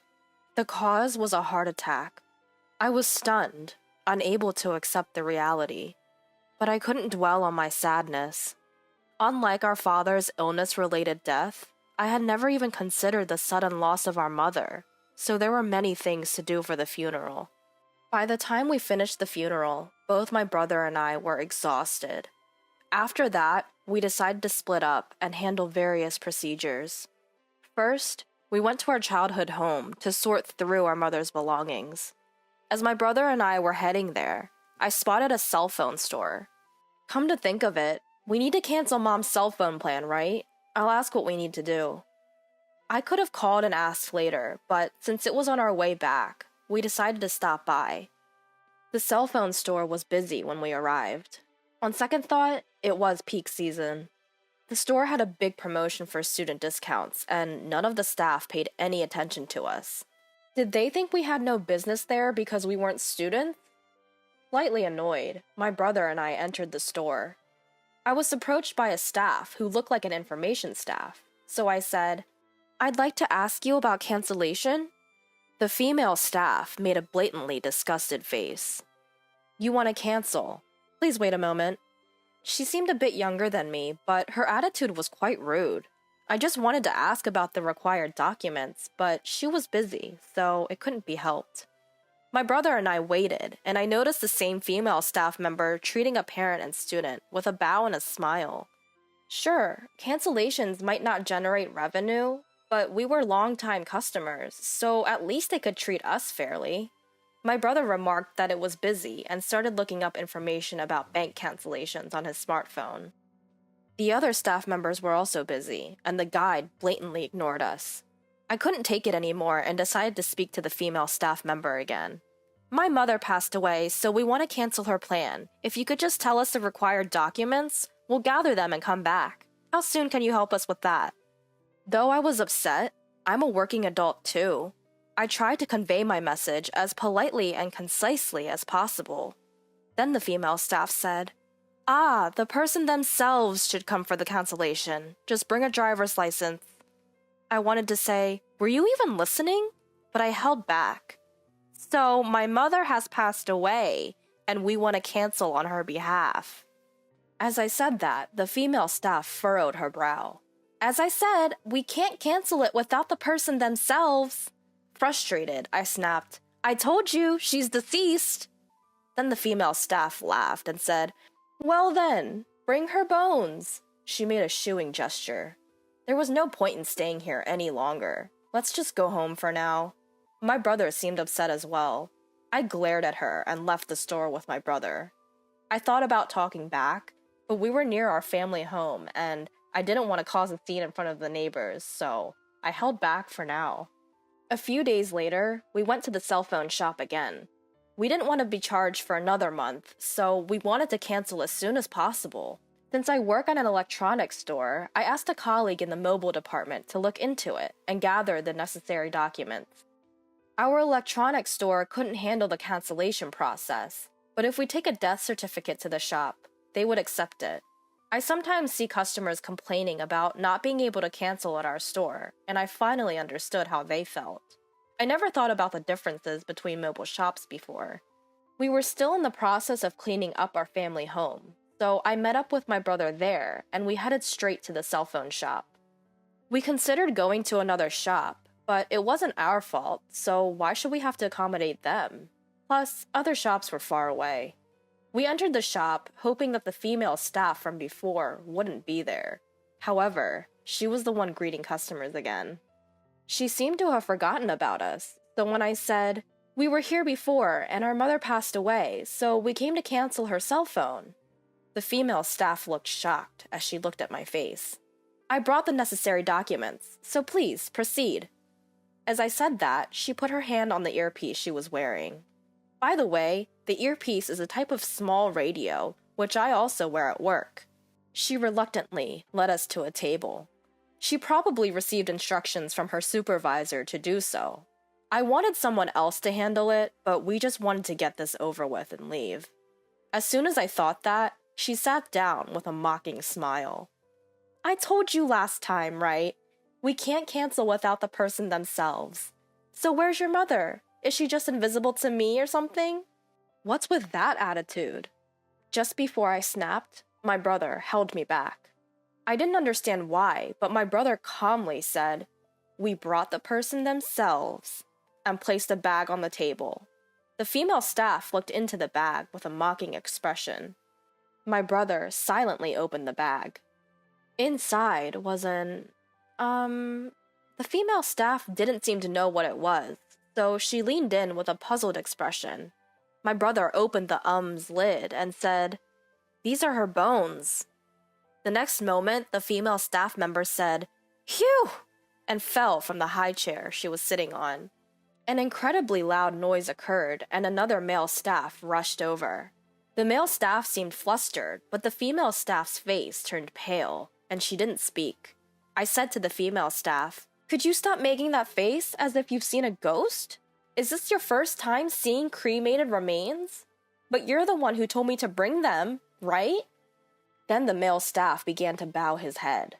Apparently, he was the store manager. When I told the manager what I had been told earlier, he bowed his head again. As I spoke to the manager, the store became crowded. I told the manager, "Please go and attend to other customers. It's just a contract cancellation, and it will be over quickly if this person takes care of it." Although the manager seemed confused, he was called on his walkie-talkie and, in a strict tone, told the female staff to do her job properly before going to attend to other customers. I placed my mother's cell phone next to the opened, "So, I want to cancel this." When I said that, the female staff hurriedly said, "Please put the remains away quickly."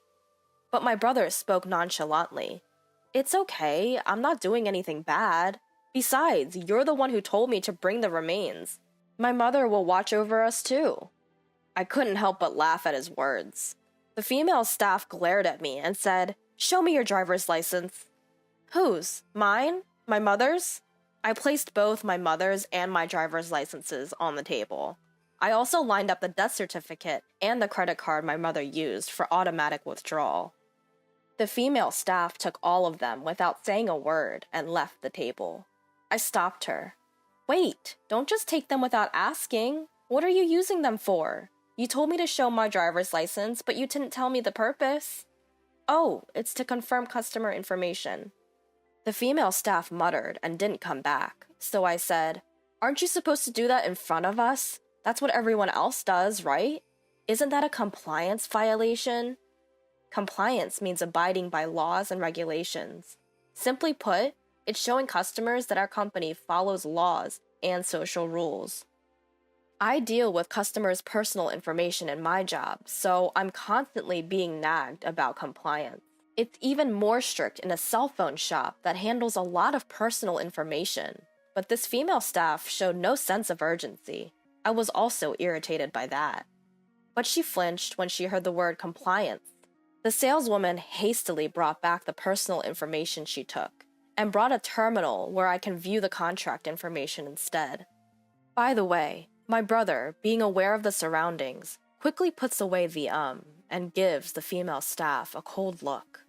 The female staff seems to be concerned about the customers entering the store while dealing with us, and the conversation is not progressing smoothly.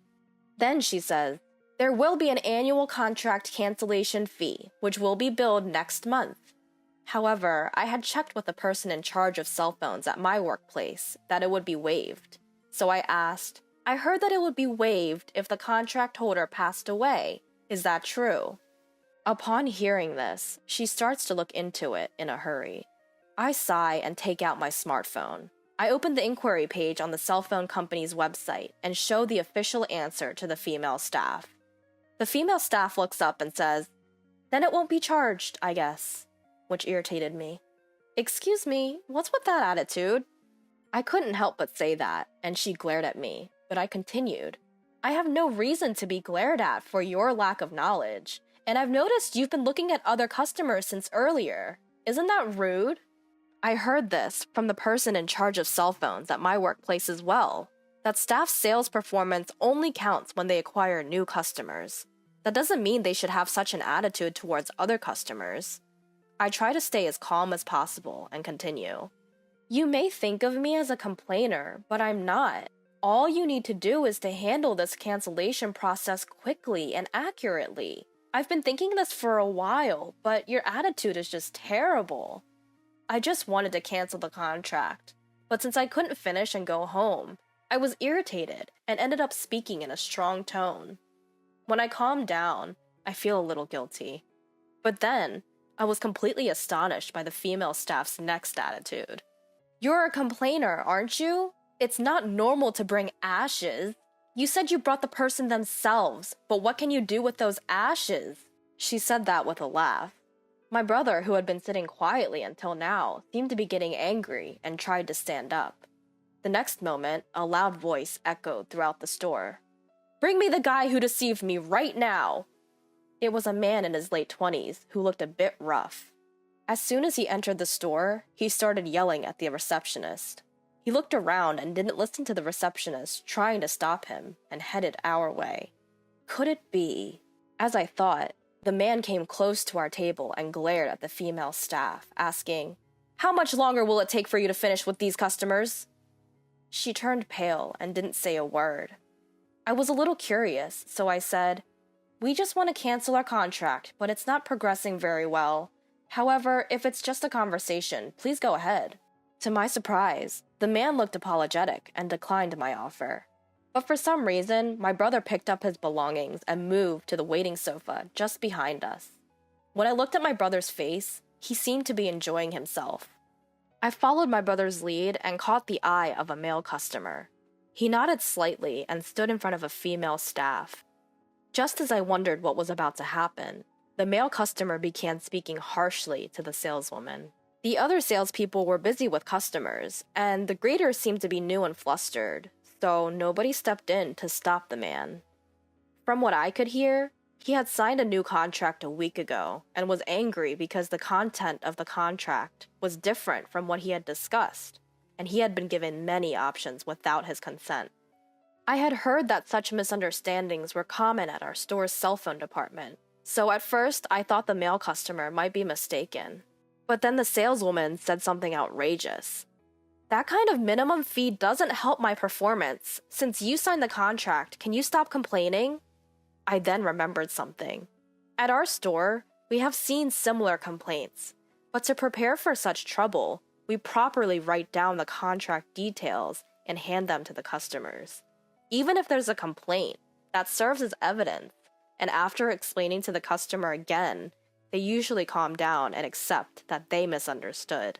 But I don't know if it's just this store or this saleswoman, but there seemed to be no such measures in place, and it seems that the saleswoman ignored the customer's wishes and acted on her own.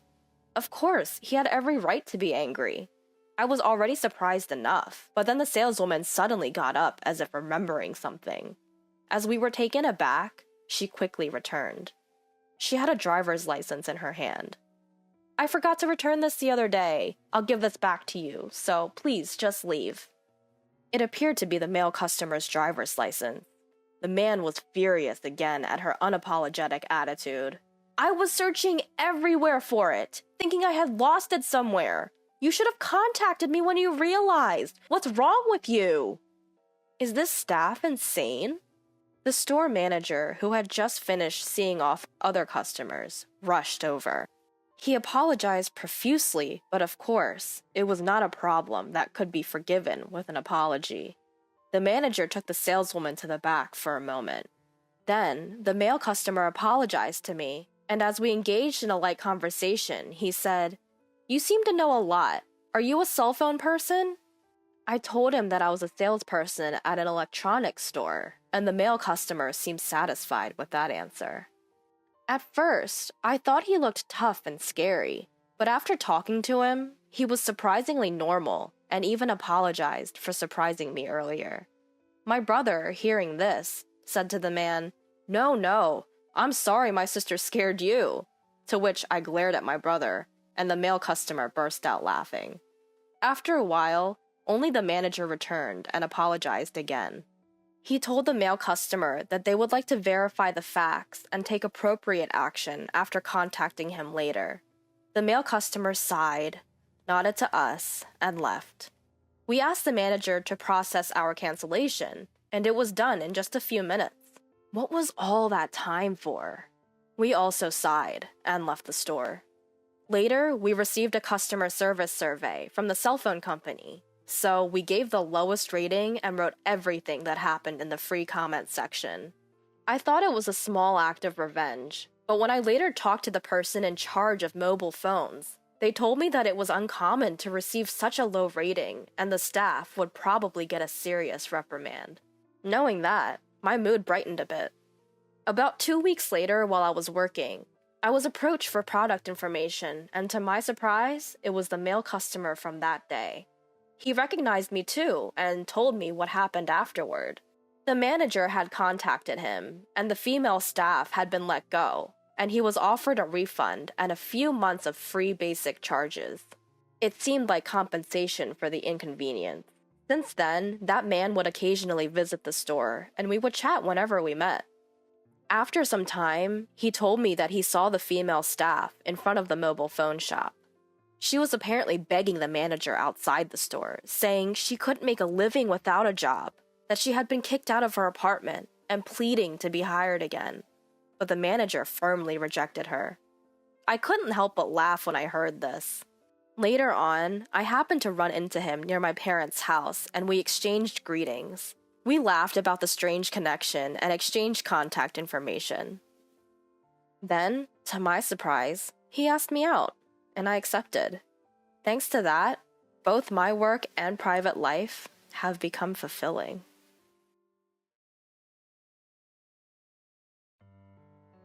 Hey, Julia, can we talk?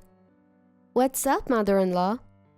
Well, it's not easy for me to say this, but I'm not exactly living a lavish life myself. Okay. So I can't financially help you out anymore. Wait, help out? You're aware I'm living on a fixed income, right? I can't continue to assist you. Hold on, mother-in-law. What are you talking about? Huh? My name is Julia, a 27-year-old working woman. I met my husband Kevin through a mutual friend, and we got married after 1.5 years of dating. Kevin can get a bit carried away sometimes, but he's a fun-loving and kind person. The reason I wanted to marry him was that he values family very much. I want to take care of my mom, you know. She's getting on in years, and I want to repay her for everything.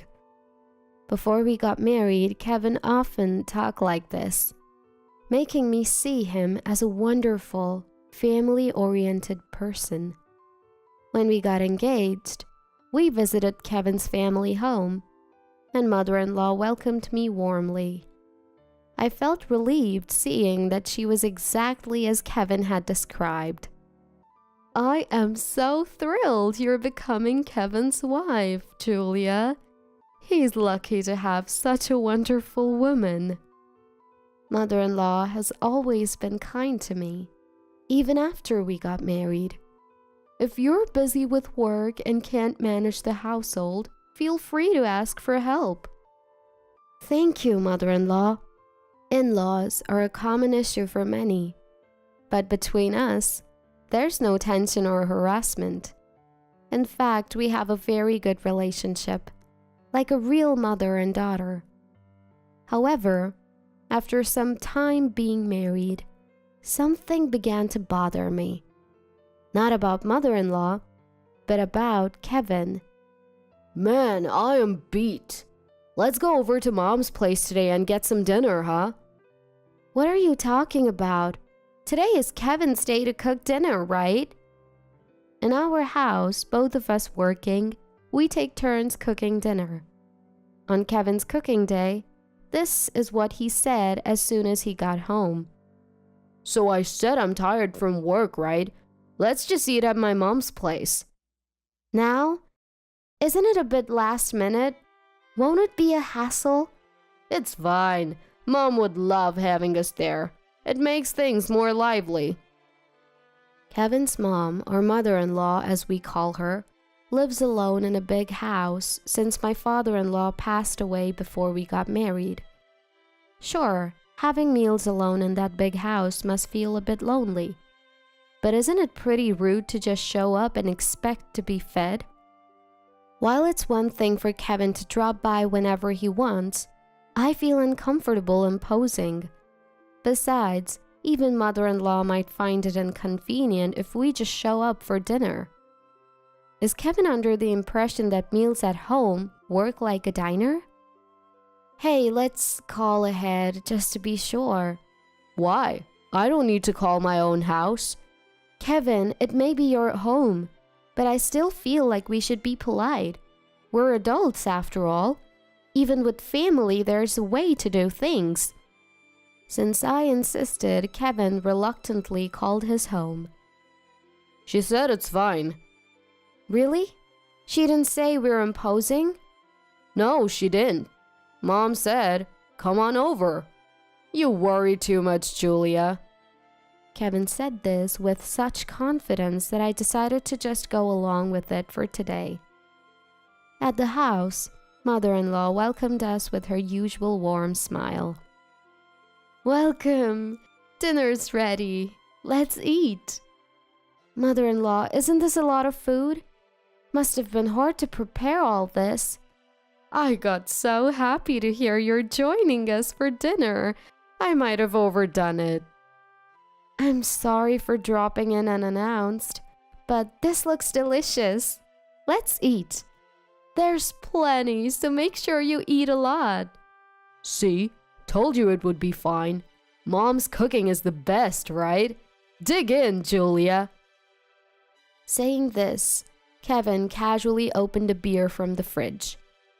That's rich coming from you, I thought as I enjoyed mother-in-law's cooking. So, does it suit your taste? Mother-in-law, everything is delicious. I'd love to make this at home. Would you teach me? Oh, how wonderful to hear. Let's cook together next time. Thank you. I'm looking forward to it. In reality, mother-in-law's cooking was absolutely delicious and full of homey warmth. Thanks to her generous hospitality, our spontaneous dinner turned out to be quite enjoyable. A few days after our last visit, my husband suggested eating at his mom's place again. We just went the other day. We shouldn't impose so often. It's fine. I called ahead this time. You did? Yeah, I told her we'd be coming over today. What? Today's your turn to make dinner, isn't it? Are you planning to skip your duty? No, I'm not slacking off. If we go to my mom's, there'll be food ready. That counts, right? You're just pawning off the work on her. That's not fair to her. I was unsettled by my husband's selfish reasoning. But since my mother-in-law had already prepared a meal, we couldn't let it go to waste. Feeling guilty, I went with him to visit his family home. Sorry for dropping by so frequently, Mom. Don't worry, I'm happy to help out when you're in a pinch. The thing is, we weren't really in a pinch. If anyone was, it was my husband. He probably found cooking a hassle and relied on his mom to bail him out. I couldn't say anything, feeling guilty towards my mother-in-law. After that, my husband got used to dodging his cooking duties. Most of the nights he was supposed to cook, we ended up at his mom's. She always welcomed us with delicious food. By the third visit, I felt we needed to make a change. It's great that we go to your mom's, but it's not fair to keep letting her treat us. We should at least say thank you properly. How? Let's at least cover the cost of ingredients. She enjoys doing it. Why would she need money? Still, it adds up. It's the least we can do. We're eating less at home, so why not give her something? She might not accept it from me. Could you hand it to her? I thought my mother-in-law might refuse to accept money for groceries from me. However, I believed that she would accept it from her son, so I decided to ask my husband instead. Thanks for considering, Mom. I'll make sure to give it to her. By contributing towards the ingredients, I felt relieved that we were at least easing some of mother-in-law's burden. Continuing from the previous scenario, the husband nonchalantly insisted that they eat meals at his parents' house on his assigned days. For about half a year, we had meals at my husband's family home around 3 times a week. Since we were giving them money, I thought maybe I was taking advantage of my mother-in-law. Then, one day, I was hit with an unexpected truth. Ah, another delicious meal. My husband was lying down and watching TV after having dinner at his parents' house. My mother-in-law and I were cleaning up after the meal. Usually we'd chat cheerfully as we tidied up, but today, mother-in-law looked serious. Wondering what was wrong, she started to talk. Julia, can I talk to you? What is it, mother-in-law? I hate to bring this up, but I'm not living a lavish life either. Okay. So I can't continue to support you guys. Support? What are you talking about? You know, we're living on a pension, right? We can't afford to help you anymore. Wait a minute, mother-in-law. What are you talking about? Huh? You come over for meals and we're giving you money because you said times are tough, right? We don't have much from our pension. It's a struggle. I didn't know anything about that. What? We've been giving you money too, for the meals. We thought it would at least cover the groceries, and we gave the money to Kevin. Groceries? I never received anything from Kevin. What? As we continued to talk, it became clear that there was a major misunderstanding. I realized it must be the doing of one person. Angrily, I confronted my husband, who was carelessly lounging in the living room. Kevin, what's the meaning of this? Huh? What's up?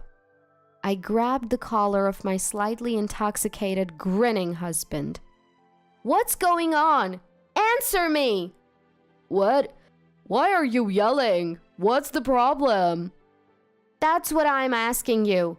What's this support mother-in-law's talking about? Huh? What do you mean? And where's the money we gave you for meals? Mother-in-law says she knows nothing about it. Well, you see... Suspicious. Very suspicious.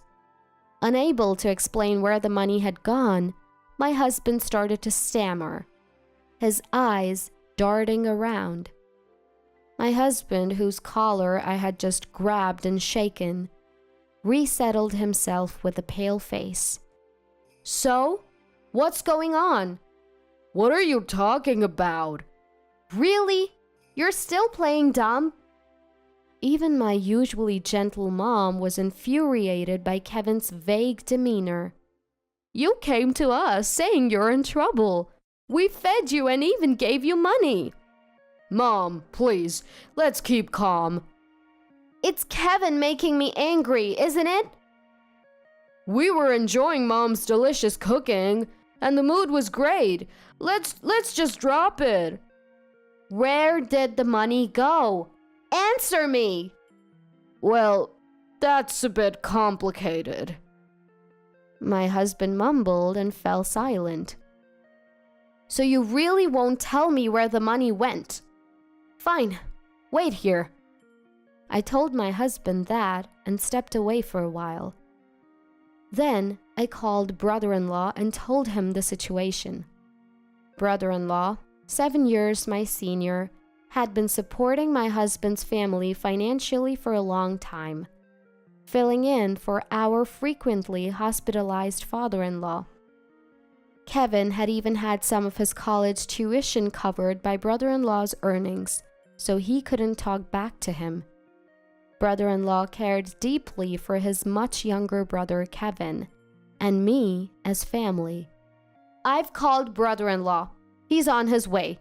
"What? Why did you call him?" "Why? Because you won't give me a straight answer, Kevin. What's so bad about him coming?" No, well, Knowing I had called brother-in-law, my husband seemed quite unsettled.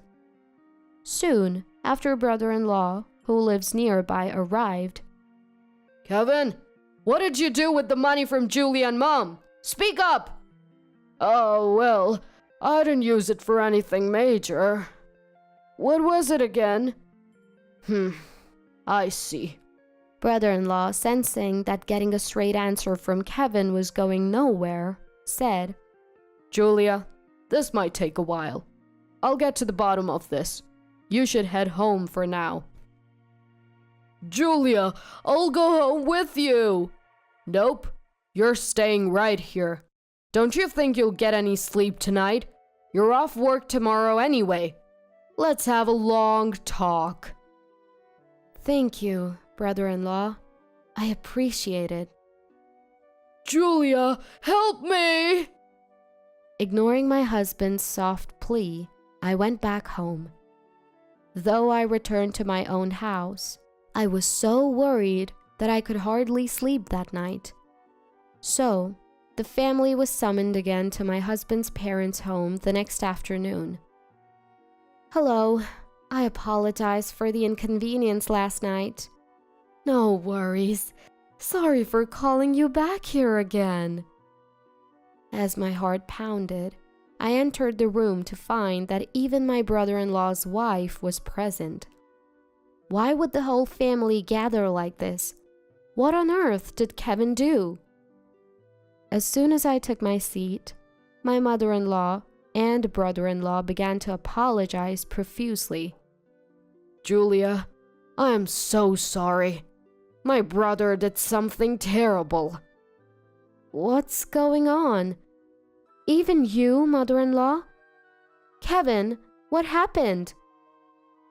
"Kevin, tell Julia the truth right now." My husband was sitting formally, looking even paler than yesterday. Head bowed, he began to speak in an almost inaudible voice. Well, I messed up." "What did you do?" I've been unfaithful." "What? Cheating? You mean like having an affair?" "Yes." "Since when?" "About 6 months ago." "And what did you do with our money?" "Don't stay silent. Where did the money go?" "I used it for dates with other women." "Hold on. That's a lot of money. How many fancy restaurants did you guys go to?" "I also bought her designer bags." "What? You always dismissed my desires for one as trivial, and you bought her a bag?" Turns out, my husband had been having an affair for the past 6 months and had used up the money given to him by both mother-in-law and me. "I'm really sorry. I'll break it off and never cheat again." "Hold on. You don't have to break up on my account." "What?" "I am divorcing Kevin. How can I go on with someone who can't handle money or fidelity?" "You can't be serious. It was just a lapse in judgment." "Sorry, but that excuse doesn't fly." Before I could say another word, mother-in-law and brother-in-law laid into him. "Enough is enough. Stop being so selfish.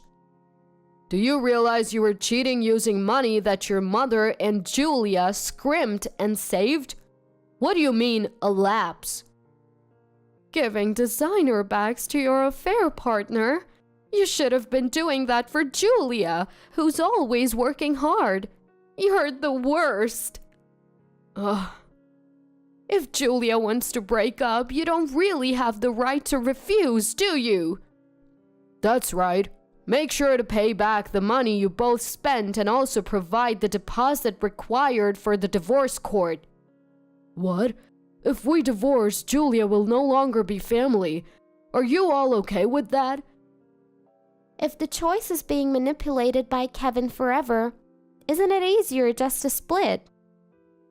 At this point, my sister-in-law, who had been silent, finally spoke up, and it seemed my husband had given up. Then, my sister-in-law took out the divorce papers she had prepared just in case. Filling out the divorce papers while being watched by my husband's family felt awkward, but I signed them right away. My husband hesitated, but under a stern look from his brother, he reluctantly signed as well. And just like that, our divorce was finalized. Through a lawyer my brother-in-law introduced me to, I requested the divorce court deposit from my ex-husband and his affair partner. I also decided to reclaim all the money that was supposed to be for my mother-in-law. Shockingly, it turned out that my ex-husband's affair partner was actually engaged. When her partner found out about the affair, the engagement was called off. Everything they had prepared for their marriage became a waste, and now both my ex-husband and his affair partner are being sued for damages by the ex-fiancé. My ex-husband, who is now burdened with a significant amount of debt for the divorce court deposit, was forcibly sent back to his parents' home. His salary is being managed by my responsible sister-in-law to ensure the repayment of the divorce court deposit. Currently, he only gets a paltry $10 for lunch and shuttles between his home and workplace. He seems to be grumbling about his miserable life, but he brought this upon himself. Having an affair with someone else's money is despicable. There's no other way to put it. He spent all that money on his affair partners, but it wasn't his money to begin with. So complaining about it is pointless. As for me, I've moved to a new apartment and am enjoying a stress-free life. I always loved my ex-husband's family, so we're still on good terms. I secretly go out to eat with my former mother-in-law and brother-in-law and his wife, maintaining our relationship. I guess I should be thankful for the wonderful connections I've made, leaving the disappointing ex-husband aside.